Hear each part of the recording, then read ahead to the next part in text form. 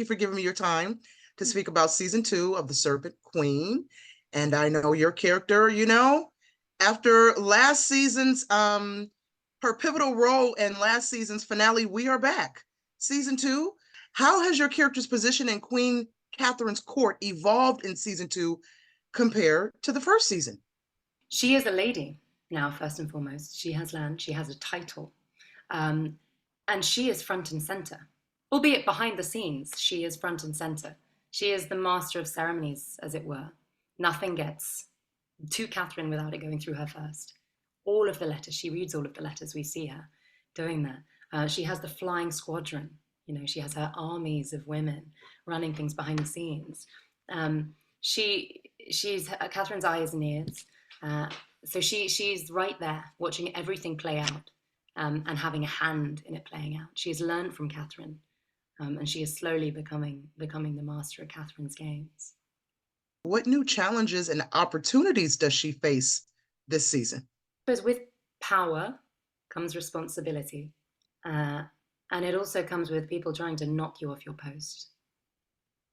And she's educated now. She wants things for herself, as well as wanting to support Catherine and hold up everything she's created. She is a young woman in her own right.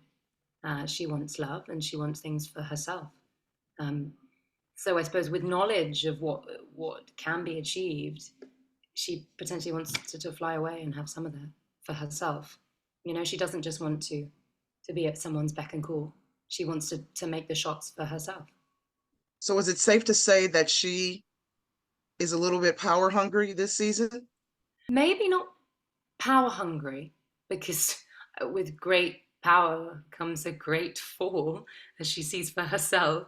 But she's interested. She's interested in the world. She's curious, and I think she sees herself being more a part of it than she currently is. I mean, she's holding the stakes for everyone else, but I think maybe part of her is also a romantic, and she sees what power has done to Catherine.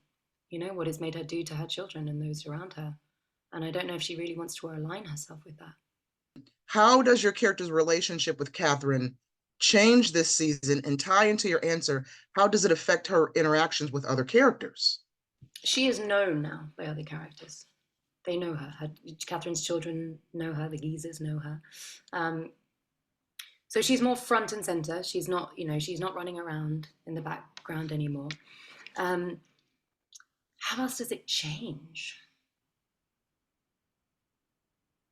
I suppose she's respected more than she was, and she's able to call the shots more, like I've said, and she is able to make calls for herself, maybe that Catherine's not aware of. She sends out the flying squadron out on missions. She sees things before Catherine sees things. She's awakened to what is happening around her,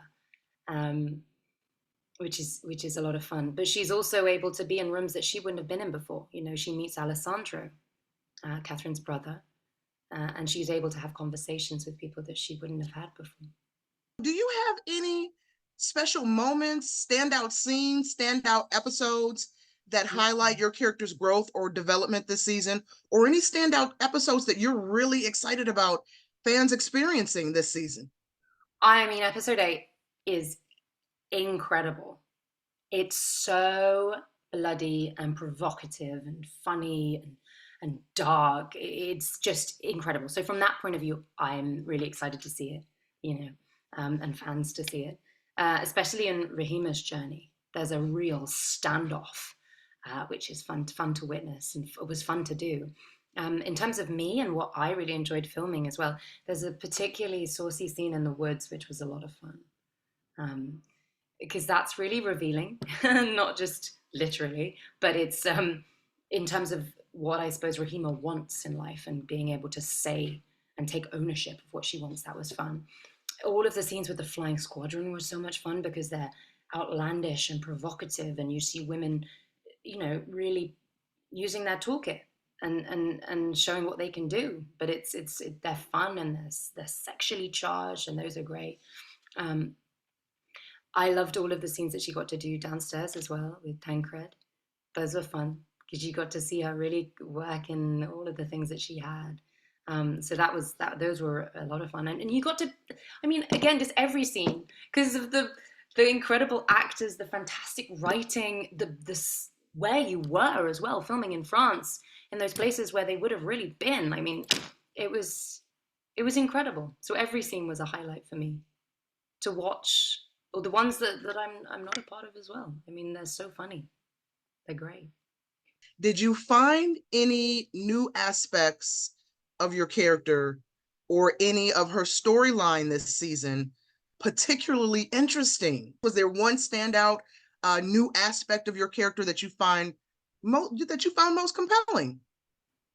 Yes. Yes, I think it was more, for me anyway, it was when she chose to dissimulate herself from Catherine, where she chose to say, look, you know, me and her have been doing this all the way through, right? We've been sort of following each other, mirroring each other. And it was when she chose to say, no, no, no, I am my own woman. I make my own choices. And what you're doing, I don't need to be a part of anymore. I have learned everything that I need to learn from you, and I can go my own way. And I don't want to answer to anyone anymore. And I think that for me was the most interesting point.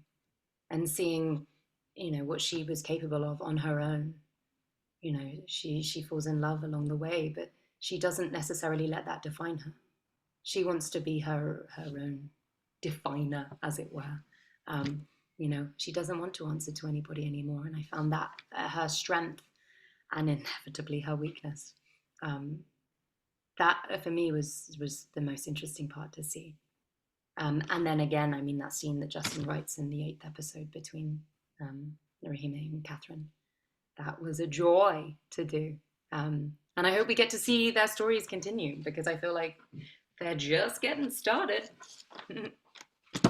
I'm a fan of the show myself.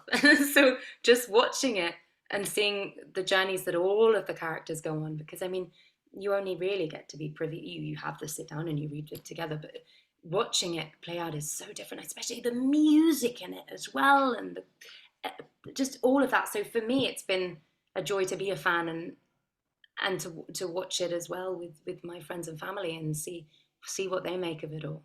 But no, she is a grown woman now, and so I suppose that's quite interesting. And I guess the one thing that I have seen is fans being like, "Oh no, why is she separated from Catherine?" But which is quite amusing. And no, she's gotten the better of her, and they want her to, because you hate yourself for it, but you are so drawn to Catherine, and you do want her to rule out and to champion. But we'll see what they make of episode 8, because that I don't think has been released just yet, and I cannot wait to see what people make of it.